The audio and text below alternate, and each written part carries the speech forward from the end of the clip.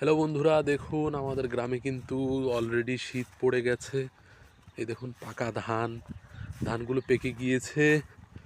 দুই একদিনের ভিতরেই হয়তোবা ধানগুলো কেটে ফেলা হবে। আমি এখন আপনাদেরকে একটা দারুণ জিনিস দেখাবো আমাদের গ্রাম বাংলার।